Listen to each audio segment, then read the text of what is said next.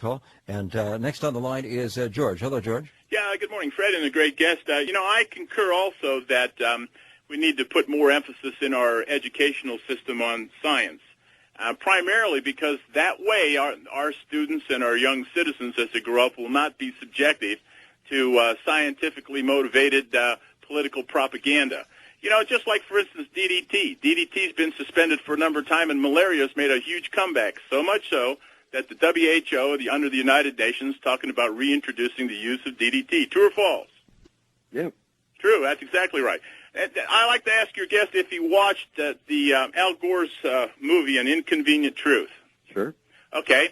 Why is it in that movie that Al Gore's portrayal of global warming, and incidentally, just as a quick aside, 100 years ago in Albany, New York, they started keeping very intensive records of climatic temperatures, as you well know. The average then was 42.2 degrees, and today, 100 years later, in Albany, New York, same circumstances, 42.2. The bottom line here is in Al Gore's movie, not once did he mention solar activities and solar flares, solar cycles, as possibly the culprit behind a slight warming up that may or may not exist on the globe. I mean, how would your and we've got a local guy that's an internet skeptic around putting on some evaluations of the data, a lot of which was drawn from Al Gore's movie, that clearly shows that there's some bad science going on. And just one last point, your guest says it's evil. It's just bad for corporations to finance private research, but no problem for universities to accept money confiscated by the government from these industries for government research that funds all kinds of activities, and they have, in fact, a vested interest in said research and those financial sources coming in. And finally, Kyoto Protocol, in my view, is just simply a way to shake down the producer nations to redistribute money globally. David Suzuki, your thoughts? Well, I don't even know where to begin on a response like this. First of all, I've always defended universities as a place where basic research goes on, where we have tenure, and so we're freed from all kinds of corporate pressures or political pressures. And one of the terrible aspects of universities is that universities, because they've had financial problems, have welcomed corporate money coming into the university, and it's changed a lot of the scientific practices in the university. But I've always felt that it's universities where government money, that is money coming from the public, comes to support basic research, and we're freed from the kind of commitments to another agenda. When you have a scientist working for the tobacco industry, or when you have a scientist getting money from the fossil fuel industry, it seems to me that it makes a lot of sense that now their pronouncements are skewed. They're shaped by the source of the funding. That's why university support is so important. I'm amazed to hear someone say that the universities are the heart of another corporate agenda. I mean, all of these other statements, Al Gore's film being biased, well, I don't know where to begin. Because of Ronald Reagan's failure or disbelief in global warming as an issue, the Intergovernmental Panel on Climate Change was set up by the United Nations. Over 2,000 scientists, climatologists. They spent 5 years examining over 20,000 scientific papers before they came to the conclusion that global warming is happening. And then they took another few years to finally say, yes, humans are a part of that process. The human imprint is there.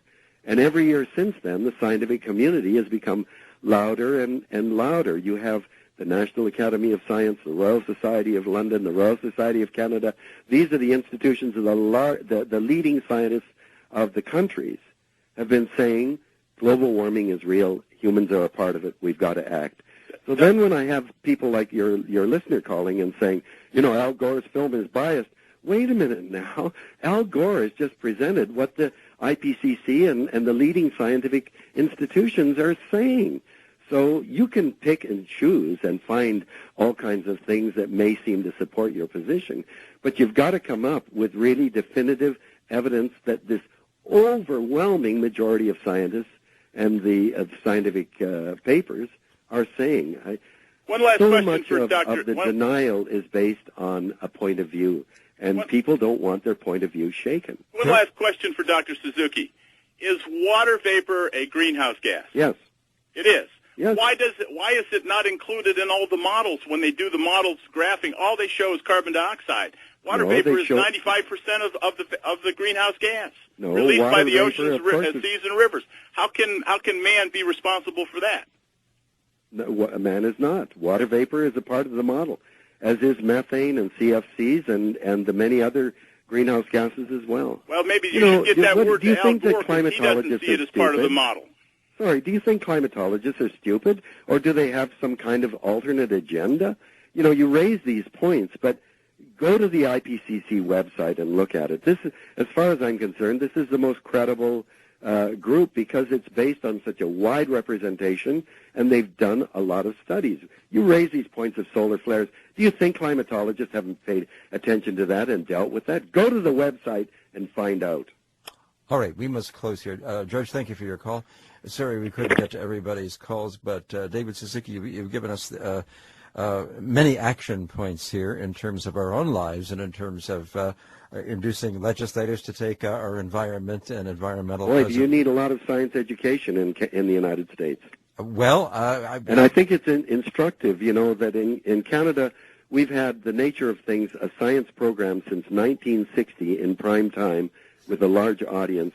There has never been in the United States in that time a science program on primetime television on one of the major American networks. Yeah, on public television, certainly, but you're right, not on the major. But those are different audiences. Sure.